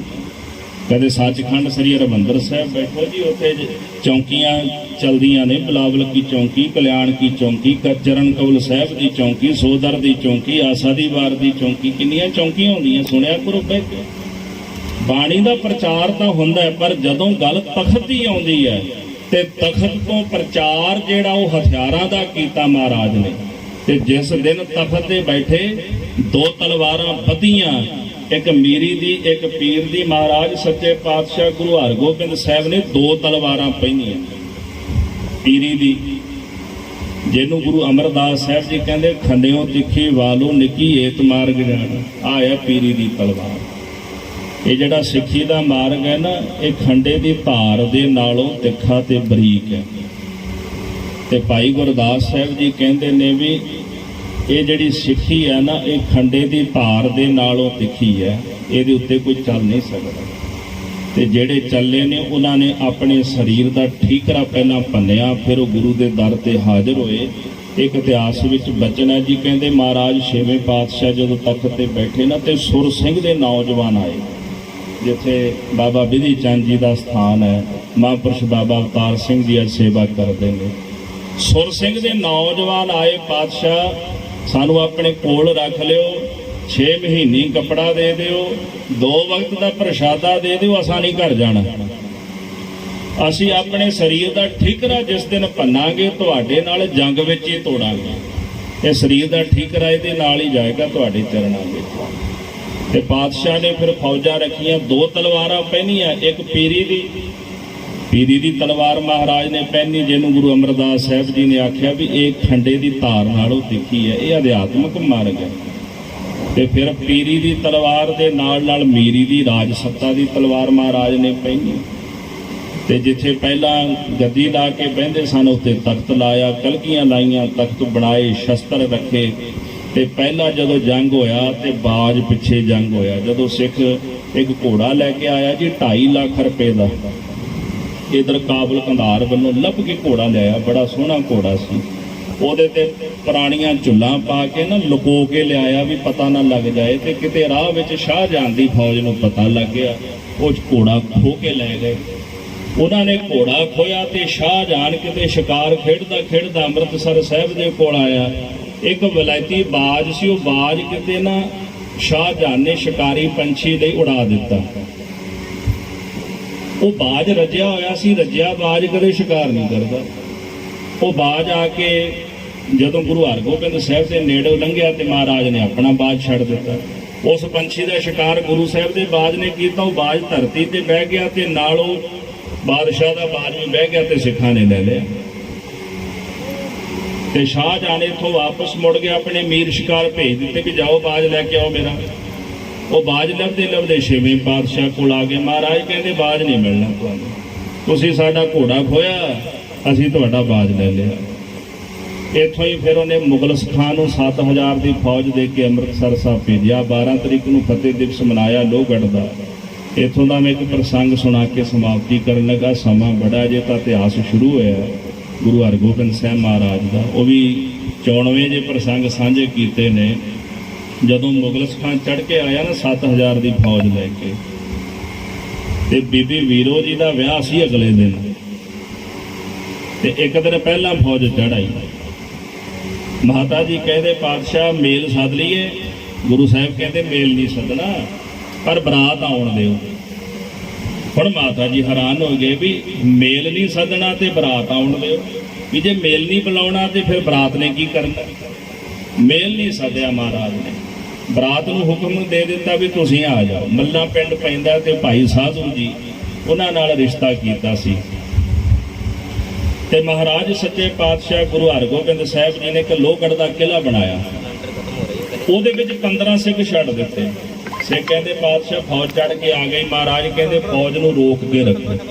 ਤੇ ਮੁਗਲ ਸਿੱਖਾਂ ਚੜ੍ਹਿਆ ਸੀ, ਕਹਿੰਦਾ ਵੀ ਰਾਤੋਂ ਰਾਤ ਹੱਲਾ ਕਰਕੇ ਨਾ ਤੇ ਮੈਂ ਸੁੱਤੇ ਸਿੱਖਾਂ ਨੂੰ ਫੜ ਲਵਾਂਗਾ ਤੇ ਗੁਰੂ ਨੂੰ ਗ੍ਰਿਫਤਾਰ ਕਰ ਲਵਾਂਗਾ। ਇਹ ਤਾਂ ਕੁਝ ਘੰਟਿਆਂ ਦਾ ਕੰਮ ਹੈ।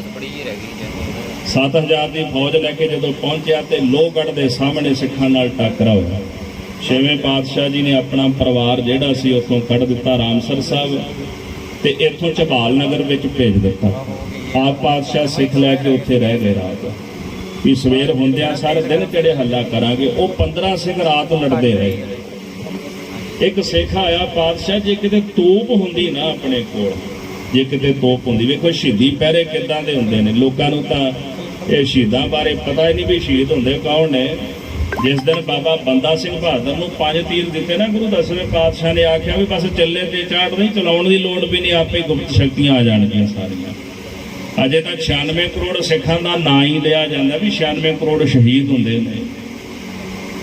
ਇਹ ਸ਼ਹੀਦੀ ਪਹਿਰੇ ਵਰਤਦੇ ਕਿਵੇਂ ਨੇ? ਗੁਰੂ ਹਰਗੋਬਿੰਦ ਸਾਹਿਬ ਨੂੰ ਸਿੱਖ ਕਹਿੰਦੇ ਮਹਾਰਾਜ ਜੇ ਕਿਤੇ ਤੋਪ ਹੁੰਦੀ ਨਾ ਤੇ ਫਿਰ ਆਪਾਂ ਤੁਰਕਾਂ ਨੂੰ ਠਹਿਰਨ ਨਹੀਂ ਸੀ ਦੇਣਾ। ਕਹਿੰਦੇ ਲੱਕੜ ਦਾ ਖੋਲ ਪਿਆ ਸੀ, ਮਹਾਰਾਜ ਕਹਿੰਦੇ ਇਹ ਲੈ ਜਾਓ, ਕਿ ਤੋਪ ਹੀ ਹੈ। ਕਹਿੰਦੇ ਪਾਤਸ਼ਾਹ ਲੱਕੜ ਦਾ ਖੋਲ ਹੈ। ਮਹਾਰਾਜ ਕਹਿੰਦੇ ਤੋਪ ਹੈ, ਲੈ ਜਾਓ। ਕਹਿੰਦੇ ਮਹਾਰਾਜ ਤੋਪ ਦੇ ਵਿੱਚ ਬਰੂਦ ਪੈਂਦਾ, ਉਹਦੇ ਵਿੱਚ ਪਟਾਸ ਪੈਂਦਾ, ਗੰਧਕ ਪੈਂਦੀ ਹੈ, ਫਿਰ ਛਰਰੇ ਪੈਂਦੇ, ਜਿਵੇਂ ਕਿੱਲ ਪਾ ਦਿੰਦੇ, ਲੋਹਾ ਪਾ ਦਿੱਤਾ ਵਿੱਚ, ਇਹ ਚੀਜ਼ਾਂ ਪੈਂਦੀਆਂ ਨੇ। ਗੁਰੂ ਸਾਹਿਬ ਕਹਿੰਦੇ ਇਹਨੂੰ ਲੈ ਜਾਓ, ਇਹਦੇ ਵਿੱਚ ਧੂੜ ਭਰ ਕੇ ਨਾ ਤੇ ਇੱਟਾਂ ਰੋੜੇ ਜੋ ਕੁਝ ਮਿਲਦਾ ਇਹਦੇ ਵਿੱਚ ਪਾ ਕੇ ਤੇ ਪਲੀਤਾ ਦਿਖਾ ਦਿਓ। ਤੇ ਸਿੱਖ ਜਿਹੜਾ ਖੋਲ ਲੈ ਕੇ ਚਲੇ ਗਏ ਲੋਹਗੜ੍ਹ ਦੇ ਕਿਲੇ ਤੇ ਕਹਿੰਦੇ ਮਹਾਰਾਜ ਦਾ ਬਚਨ ਮੰਨ ਲਿਆ। ਅੱਜ ਦਾ ਸਿੱਖ ਕਹਿੰਦਾ ਲੈ ਜੀ ਇਦਾਂ ਕਿਵੇਂ ਹੋ ਸਕਦਾ? ਕਿਉਂ ਨਹੀਂ ਹੋ ਸਕਦਾ ਭਾਈ? ਜਦੋਂ ਸ਼ਹੀਦੀ ਪਹਿਰੇ ਵਰਤਨ ਫਿਰ ਇਦਾਂ ਹੀ ਹੁੰਦਾ। ਜਿੱਥੇ ਗੁਰੂ ਅਰਜਨ ਦੇਵ ਸਾਹਿਬ ਦੀ ਕਲਾ ਵਰਤਦੀ ਹੋਵੇ ਉੱਥੇ ਤਾਂ ਖੋਲ ਵੀ ਤੋਪਾਂ ਬਣ ਉੱਠਦੀਆਂ ਨੇ। ਤੇ ਕਹਿੰਦੇ ਉਹ ਖੋਲ ਜਿਹੜਾ ਸੀ ਨਾ ਉਹਦੇ ਵਿੱਚ ਧੂੜ ਭਰ ਲਈ, ਇੱਟਾਂ ਰੋੜੇ ਇਕੱਠੇ ਕਰਕੇ ਭਰ ਕੇ ਨਾ ਚੰਗੀ ਤਰ੍ਹਾਂ ਠੋਕ ਕੇ ਤੇ ਕਿਲੇ ਉੱਤੇ ਰੱਖ ਲਈ ਸਿੱਖਾਂ ਨੇ। ਤੇ ਫਿਰ ਜਦੋਂ ਲਾਇਆ ਪਲੀਤਾ ਤੇ ਇਦਾਂ ਉਹ ਖੋਲ ਗਰਜਿਆ ਜਿਵੇਂ ਆਕਾਸ਼ ਵਿੱਚੋਂ ਬਿਜਲੀ ਕਿਸੇ ਮਨਾਰੇ ਨੂੰ ਪਈ ਹੋਵੇ, ਇਦਾਂ ਉਹ ਤੋਪ ਗਰਜੀ। ਤੇ ਮੁਗਲ ਸਿੱਖਾਂ ਦੀ ਫੌਜ ਹੈਰਾਨ ਹੋ ਗਈ ਵੀ ਸਿੱਖਾਂ ਕੋਲ ਤੋਪ ਵੀ ਹੈ। ਕਹਿੰਦੇ ਇਹੋ ਜੀ ਤੋਪ ਉੱਥੇ ਸਿੱਖਾਂ ਨੇ ਚਲਾਈ। ਇਤਿਹਾਸਕਾਰ ਲਿਖਦੇ ਵੀ ਮੁਗਲ ਸਿੱਖਾਂ ਸੋਚਣ ਲੱਗਾ ਵੀ ਇਹ ਸਿੱਖਾਂ ਦੀ ਤੋਪ ਖੋ ਕੇ ਸਿੱਖਾਂ ਤੇ ਹੀ ਚਲਾਉਣੀ ਹੈ। ਉਹ ਕਈ ਘੰਟੇ ਜੰਗ ਕਰਦਾ ਰਿਹਾ ਉਹ ਤੋਪ ਖੋਣ ਵਾਸਤੇ ਹੀ। ਹੁਣ ਸਿੱਖ ਕਿੰਨੇ ਸੀ? 15, ਫੌਜ ਸੀ 15,000 ਦੀ। ਹੁਣ 7,000 ਦੀ ਫੌਜ ਸੀ। 7,000 ਦੀ ਫੌਜ ਦਾ ਮੁਕਾਬਲਾ 15 ਸਿੱਖ ਕਿੰਨੀ ਕੁ ਦੇਰ ਕਰਦੇ? ਉਹਨਾਂ ਨੇ ਉਹ ਤੋਪ ਖੋਣ ਵਾਸਤੇ ਜੰਗ ਕੀਤਾ। ਤੇ ਜਦੋਂ 15 ਸਿੱਖ ਸ਼ਹੀਦ ਹੋ ਗਏ ਨਾ, ਤੇ ਜਦੋਂ ਕਿਲੇ ਵਿੱਚ ਆਏ ਤੇ ਤੋਪ ਹੈ ਕੋਈ ਨਾ, ਉੱਥੇ ਉਹ ਖੋਲ ਪਿਆ ਸੀ ਲੱਕੜ ਦਾ, ਉਹੀ ਗਰਜਦਾ ਪਿਆ ਸੀ, ਉਹਦੇ ਵਿੱਚੋਂ ਹੀ ਗੋਲੇ ਵਰਸਦੇ ਪਏ ਸਨ। ਉਹ ਕਹਿੰਦੇ ਵੀ ਐਵੇਂ ਇੰਨੀ ਫੌਜ ਮਰਾ ਲਈ। ਆਪਾਂ ਤਾਂ ਸੋਚਿਆ ਵੀ ਨਾ ਸਿੱਖਾਂ ਕੋਲ ਤੋਪ ਹੋਏਗੀ, ਤਾਂ ਕੁਝ ਹੋਰ ਹੀ ਨਿਕਲਿਆ। ਇਹ ਸ਼ਹੀਦੀ ਪਹਿਰੇ ਵਰਤਦੇ ਨੇ। ਜਿੱਥੇ ਗੁਰੂ ਵਰਤਦਾ ਉੱਥੇ ਕਲਾ ਵਰਤਦੀ। ਤੇ ਗੁਰਮੁਖ ਪਿਆਰਿਓ, ਫਿਰ ਜੰਗ ਹੋਇਆ ਜੀ ਲੋਹਗੜ੍ਹ ਦਾ। ਤੇ ਮਹਾਰਾਜ ਛੇਵੇਂ ਪਾਤਸ਼ਾਹ ਨੇ ਇਸ ਜੰਗ ਦੇ ਅੰਦਰ ਮੁਗਲ ਸਿੱਖਾਂ ਦੀ ਫੌਜ ਮਾਰੀ, ਆਪਣੇ ਹੱਥੀਂ ਮੁਗਲ ਸਿੱਖਾਂ ਨੂੰ ਮਾਰਿਆ ਤੇ ਜੰਗ ਜਿੱਤਿਆ। ਦੂਜਾ ਜਿਹੜਾ ਜੰਗ ਸੀ ਹਰਗੋਬਿੰਦਪੁਰੇ ਹੋਇਆ, ਇਹਦੇ ਵਿੱਚ 15,000 ਦੀ ਫੌਜ ਜਲੰਧਰ ਦਾ ਸੂਬਾ ਲੈ ਕੇ ਆਇਆ। ਤੇ 15,000 ਵਿੱਚੋਂ 14,000 ਦੀ ਫੌਜ 2500 ਸਿੱਖਾਂ ਨੇ ਮਾਰ ਦਿੱਤੀ। 1,000 ਫੌਜ ਬਚੀ ਸੀ। 5 ਸੈਨਾਪਤੀ, ਅਬਦੁਲ ਖਾਂ ਜਲੰਧਰ ਦਾ ਸੂਬੇਦਾਰ, 2 ਉਹਦੇ ਪੁੱਤਰ ਮਾਰੇ ਗਏ। ਤੀਜਾ ਮਹਾਰਾਜ ਦਾ ਜੰਗ ਹੋਇਆ। ਉਸ ਜੰਗ ਦੇ ਵਿੱਚ ਮਹਾਰਾਜ ਨੇ ਫਿਰ ਜੰਗ ਕੀਤਾ, ਉਹ ਜੰਗ ਜਿੱਤਿਆ। ਚੌਥਾ ਕਰਤਾਰਪੁਰ ਸਾਹਿਬ ਦਾ ਜੰਗ ਹੋਇਆ, ਜਦੋਂ ਪਹਿੰਦੇ ਖਾਂ ਚੜ੍ਹ ਕੇ ਆਇਆ ਮਹਾਰਾਜ ਉੱਪਰ। ਇਸ ਜੰਗ ਦੇ ਵਿੱਚ ਪਹਿੰਦੇ ਖਾਂ ਨੂੰ ਮਾਰ ਕੇ ਮਹਾਰਾਜ ਨੇ ਜੰਗ ਫਤਿਹ ਕੀਤਾ। ਤੋ ਗੁਰੂ ਹਰਗੋਬਿੰਦ ਸਾਹਿਬ ਸੱਚੇ ਪਾਤਸ਼ਾਹ ਮਹਾਰਾਜ ਚੱਲੀ ਪੀੜ੍ਹੀ ਸੋਢੀਆਂ ਰੂਪ ਦਿਖਾਵਣ ਵਾਲੀ। ਇਹ ਜਿਹੜੀ ਪੀੜ੍ਹੀ ਹੈ ਸੋਢੀਆਂ ਦੀ ਪੀੜ੍ਹੀ ਆਰੰਭ ਹੋਈ ਹੈ। ਸਾਧ ਸੰਗਤ ਜੀ, ਗੁਰੂ ਹਰਗੋਬਿੰਦ ਸਾਹਿਬ ਮਹਾਰਾਜ ਸੱਚੇ ਪਾਤਸ਼ਾਹ ਜੀ ਦਾ ਪ੍ਰਕਾਸ਼ ਹੋਇਆ ਤੇ ਜਿਨ੍ਹਾਂ ਆਖਿਆ ਸੀ ਵੀ ਇਹਨਾਂ ਦੀ ਜੜ ਸੁੱਕੀ, ਉਹਨਾਂ ਦੇ ਮੁਖ ਬੰਦ ਹੋ ਗਏ ਕਿ ਇਹ ਜੜ ਹਰੀ ਕਿਵੇਂ ਹੋ ਗਈ। ਇਹ ਗੁਰੂ ਨਾਨਕ ਸਾਹਿਬ ਦਾ ਘਰ ਹੈ ਤੇ ਜਿਹਨੂੰ ਧੰਨ ਗੁਰੂ ਅਮਰਦਾਸ ਸਾਹਿਬ ਨੇ ਇਹ ਵਰ ਦਿੱਤਾ ਸੀ ਕਿ ਹੁਣ ਘਰ ਦੀ ਘਰ ਵਿੱਚ ਹੀ ਰਹੇਗੀ, ਕਿਸੇ ਹੋਰ ਕੋਲ ਨਹੀਂ ਜਾਏਗੀ। ਤੇ ਉਹ ਫਿਰ ਘਰ ਦੀ ਘਰ ਵਿੱਚ ਰਹੀ। ਤੇ ਇੱਕ ਵਾਰੀ ਸਿੱਖਾਂ ਆਖਿਆ ਮਹਾਰਾਜ ਹੋਰ ਕਿੰਨੇ ਗੁਰੂ ਅਵਤਾਰ ਧਾਰਨ ਕਰਨਗੇ? ਕਹਿੰਦੇ ਜੁਗ ਜੁਗ ਸਤਿਗੁਰ ਧਰੇ ਅਵਤਾਰੀ। ਯੁਗ ਕਿਹਨੂੰ ਕਹਿੰਦੇ? 2 ਨੂੰ। ਯੁਗ ਜੁਗ ਦਾ ਭਾਵ 2 ਤੇ 2 4। ਕਹਿੰਦੇ 4 ਸਤਿਗੁਰੂ ਹੋਰ ਅਵਤਾਰ ਧਾਰਨ ਕਰਨਗੇ, ਛੇਵੇਂ ਪਾਤਸ਼ਾਹ ਨੇ ਆਖਿਆ। ਤੇ ਫਿਰ 4 ਪਾਤਸ਼ਾਹੀਆਂ ਹੋਰ ਹੋਈਆਂ। ਸੋ ਸਤਿਗੁਰੂ ਸੱਚੇ ਪਾਤਸ਼ਾਹ ਮਹਾਰਾਜ ਰਹਿਮਤ ਕਰਨ। ਧੰਨ ਸ਼੍ਰੀ ਗੁਰੂ ਹਰਗੋਬਿੰਦ ਸਾਹਿਬ ਮਹਾਰਾਜ ਸੱਚੇ ਪਾਤਸ਼ਾਹ ਜੀ ਦੇ ਪਾਵਨ ਪਵਿੱਤਰ ਪ੍ਰਕਾਸ਼ ਦਿਹਾੜੇ ਦੀਆਂ ਆਪ ਜੀ ਨੂੰ ਲੱਖ ਲੱਖ ਵਧਾਈਆਂ ਹੋਵਣ। ਸਾਧ ਸੰਗਤ ਜੀ, ਸਤਿਗੁਰੂ ਸੱਚੇ ਪਾਤਸ਼ਾਹ ਨੇ ਅਪਾਰ ਕਿਰਪਾ ਕੀਤੀ ਹੈ। ਜਥੇਦਾਰ ਬਾਬਾ ਸ਼ਮਸ਼ੇਰ ਸਿੰਘ ਜੀ, ਉਹਨਾਂ ਦੀ ਪਰਿਵਾਰੀ, ਬਾਬਾ ਸਤਨਾਮ ਸਿੰਘ ਜੀ, ਸਤਿਗੁਰੂ ਸੱਚੇ ਪਾਤਸ਼ਾਹ ਮਹਾਰਾਜ ਜੀ ਦੀ ਬੜੀ ਕਿਰਪਾ ਹੈ ਸਮੂਹ ਪਰਿਵਾਰ ਉੱਪਰ, ਜਿਹੜੇ ਸ਼ਹੀਦਾਂ ਦੀ ਯਾਦਗਾਰ ਮਨਾ ਰਹੇ ਨੇ। ਮਹਾਰਾਜ ਦਇਆ ਕਰਨ, ਇਸੇ ਤਰ੍ਹਾਂ ਸ਼ਹੀਦਾਂ ਦਾ ਦਿਹਾੜਾ ਮਨਾਉਣ ਦਾ ਇਹਨਾਂ ਨੂੰ ਬਲ ਬਖਸ਼ਿਸ਼ ਕਰਨ ਜੀ। ਭੁੱਲਾਂ ਚੁੱਕਾਂ ਦੀ ਖਿਮਾ ਕਰਨੀ। ਆਪ ਸਮੂਹ ਸੰਗਤਾਂ ਦਾ, ਪਰਿਵਾਰ ਦਾ ਹਾਰਦਿਕ ਧੰਨਵਾਦ। ਵਾਹਿਗੁਰੂ ਜੀ ਕਾ ਖਾਲਸਾ, ਵਾਹਿਗੁਰੂ ਜੀ ਕੀ ਫਤਿਹ।